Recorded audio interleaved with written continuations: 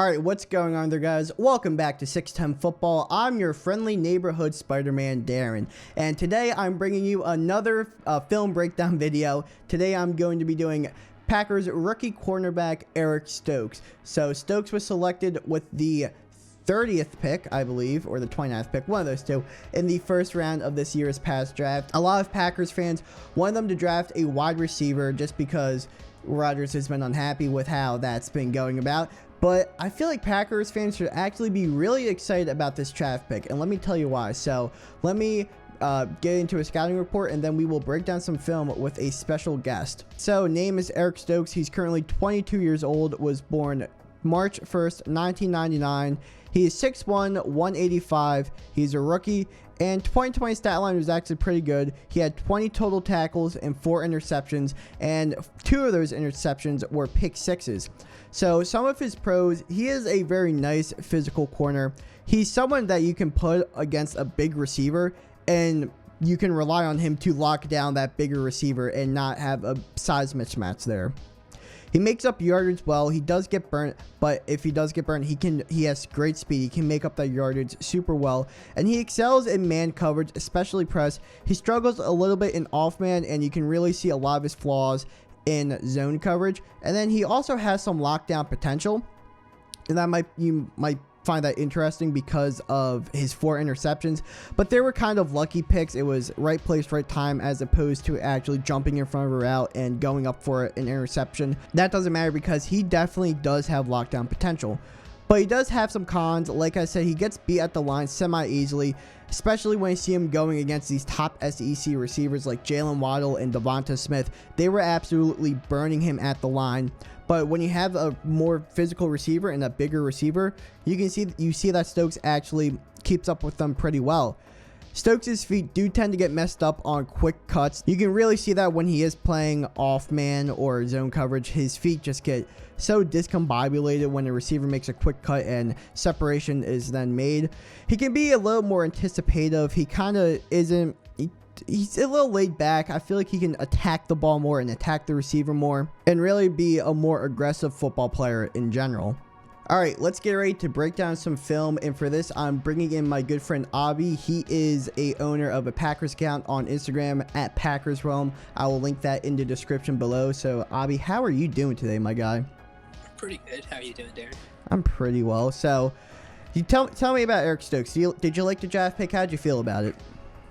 Yeah, I like the draft pick. I think because of the Aaron Rodgers situation, it kind of got overblown. People were saying it's the worst pick they've ever seen, but in my opinion, corner was their biggest need, and Eric Stokes is a pretty good scheme fit.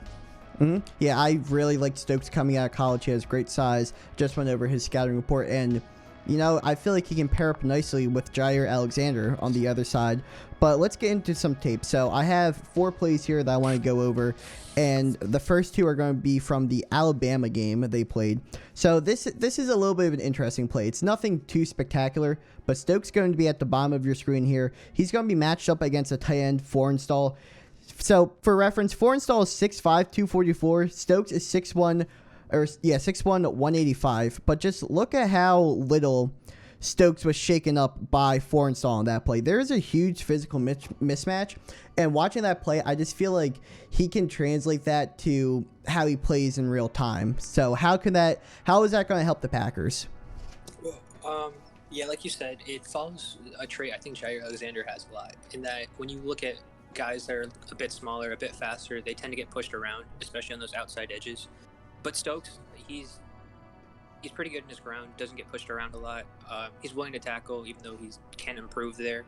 I think, yeah, he follows Jair Alexander's traits pretty well, and I think that can contribute a lot. Especially you see guys like Kevin King, who are reluctant to tackle, to say the least. To have guys in those edges that are willing to get inside, do the dirty work, it's going to contribute a lot. And something else I like about Stokes and Alexander is that it's kind of how Miami's system is set up. You have the guy who can get turnovers in Jair Alexander. That's basically Xavier Howard for them. And then Eric Stokes is kind of more the lockdown person, where that's how Byron Jones fits in with the Miami defense. So I think that's kind of how they're going to start running things in Green Bay. I can see that. I think it's a little bit of the opposite, where Jair can be more of that lockdown guy, because you look at his career, he doesn't really get that many interceptions just because he doesn't get targeted a lot. And I think because of Stokes' rookie traits, he's going to get targeted a lot more, going to surprise a lot of guys, especially early in the season. You look at the quarterbacks he's going to go in against early. He's got Jameis Winston initially. I think he's going to be able to get maybe even 2 interceptions there. He's got Jared Goff early on. He's got maybe Trey Lance week 3. Ben Roethlisberger has been more turnover prone as of late. I think he can shock some guys, especially in that early month of the season. Okay, so let's go into the second play from the Alabama game. Eric Stokes is going to be right here at the bottom of your screen, and then he's going to be matched up against Jalen Waddle, another first-round pick, and Waddle's going to run an in-route, and he is actually going to end up burning Stokes right here. It's going to be man-to-man, cover 2 deep with a blitz. So let's watch that play out.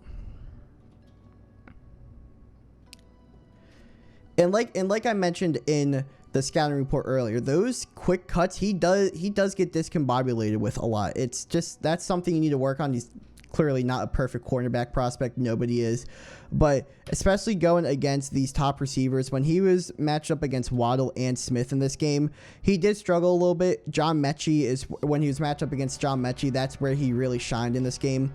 So what is that a little bit of a worry for the Packers based off of who else they have in the cornerback room? Because we saw how easily Kevin King could get burnt. So is that going to be a little bit of a worry, or do you think Jair could have Stokes back if something like this could happen? I think he can, yeah, especially because early on, I don't think Stokes is going to be on the outside that much. Green Bay really doesn't like to put their rookies in positions to fail, especially in their first season. You look historically, guys like Rashawn Gary barely got any time their rookie year. Guys like Darnell Savage didn't play a lot until their second year.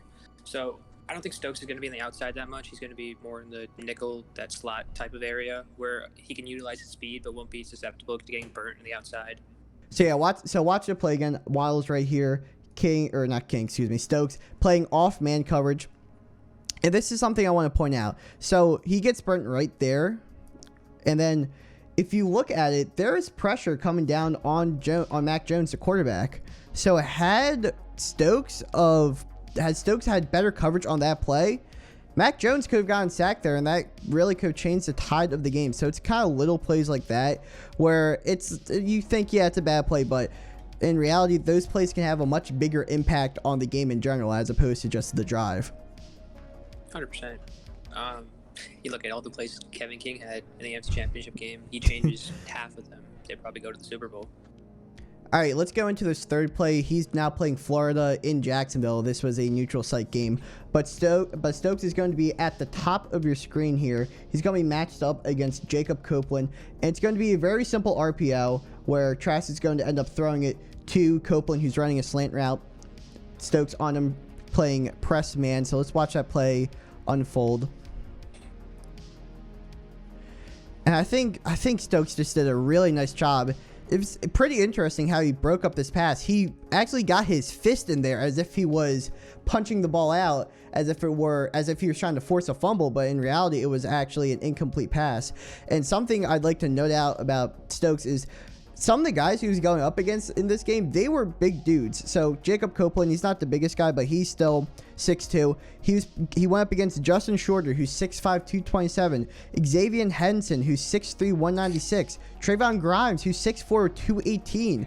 So I feel like that can be really beneficial for Stokes when he's on the Packers. If they want to kick him out to the outside or even in the slot and put him on and just stick him with the opposing team's bigger receiver, I feel like Stokes has that ability. Yeah, I think that's one of the main reasons they drafted him, is that if you look the past 2 years for the Packers, one of the biggest problems they had at corner is that their best corner is their smaller one. So they had some matchup nightmares when you look at the NFC Championship game. When they have Jair Alexander, they had the dilemma where do they put him on Scotty Miller to match speed with speed? Do they put him on Mike Evans so they can put their best corner against their best receiver? Getting Stokes allows them to kind of move guys around. They can put Jair against the best receiver. They can put Stokes against a bigger guy. They can put him against a smaller guy to match speed. It allows them to do a lot of different things. And honestly, I think it's a little unfortunate that Galladay is no longer on the Lions anymore, because I would have loved to see that matchup to see how Stokes could have handled that. But you look at some of the other receivers in the NFC North. The Lions, they don't really have any too talented guys, but the tallest receiver on their team, Tyrell Williams, he's about 6'4". On the Vikings, you'd probably end up matching Stokes against Adam Thielen, who's about 6'2", 6'3". And then with the Bears, you could quite possibly put him on Aaron Robinson and then have Jair Alexander worry about Darnell Mooney, who is a really good up-and-coming receiver. I can see that, yeah. Actually, I think they will do that. I think they're going to put Jair on Darnell Mooney. They can put Stokes on Robinson. And then they might move Kevin King down to the tight end, because you know how well Matt Nagy likes to use his tight ends. They can put size on size that way. Okay, let's move on to the final play here. This is Georgia's game against Tennessee. We're going to see Stokes here at the top of the screen, matched up against Josh Palmer. It's going to be man-to-man, cover one. Very simple defense. But Palmer is going to run a pretty simple go route, and Stokes is going to keep up with him pretty well. I think that's one of Stokes' biggest traits, is that he will get burnt at the line, but he can make up ground extremely well. So you'll see it right here. He actually doesn't get burnt too bad here. Palmer gets maybe half a step on him, but it's pretty neck and neck. And with Stokes' coverage, he kind of forces the quarterback to have a bad throw and throw it only where Palmer can get it, which is more towards the sideline. So with a play like that, an ability Stokes has to do that, how is that going to benefit the Packers? Yeah, you pointed it out. He's able to recover really well, and I think that makes up for any lack of technique he might have his first year. His speed is just unmatchable. He can just make up ground, even when he gets beat off the line. You can see it in the slot a lot. You don't really see a lot of straight go routes in the slot. You're going to see more shift moves, which I think he might have a problem with. But if he's ever matched up on the outside, I don't think he's getting burnt deep that often, which allows them to do different things with Kevin and Jair Alexander. They might move safeties around, not give him enough help that you would typically a younger corner. And I mean, I know I was just talking about the possibility of Stokes being matched up with Thielen, but if you want, you can match Stokes up with Justin Jefferson, who does play outside, and you can probably you have a physical advantage there, but Jefferson, he has some speed on him, and we also saw how good he was with just vertical routes.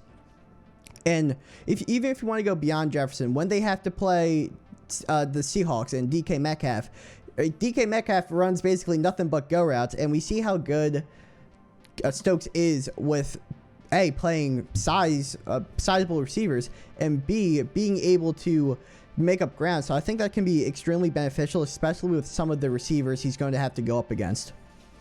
100%. And then you bring up the Seahawks. If they were able to do that, and they're able to put Stokes on a guy like DK Metcalf, and then put Jair on a guy like Tyler Lockett, and pretty much eliminate his route running ability with Jair's fluidity, Seattle's pretty much in a box.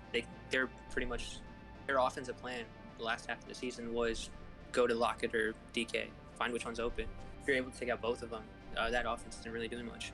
All right, so that's it for this video. Thank you all for watching, and a big thanks to Abby for helping me out with this video. Make sure you go follow his Instagram down in the description below. He posts some, actually I post both of his Instagrams because he has a Packers Instagram and a Jersey Swap Instagram. Both are incredible pages. Really smart guy. I appreciate you coming on and helping me out with this video today. Thanks for having me on. This was fun. Yeah, but speaking of Instagram, make sure you go follow my social medias, Instagram, Twitter, TikTok, all that fun jazz. And yeah, if you have a player you would like me to break down in a future video, make sure you comment that down below and share this with all your friends. You know, leave a like, subscribe, all that fun stuff. But yeah, thank you all once again for watching, and I'll see you all in another video. Take care.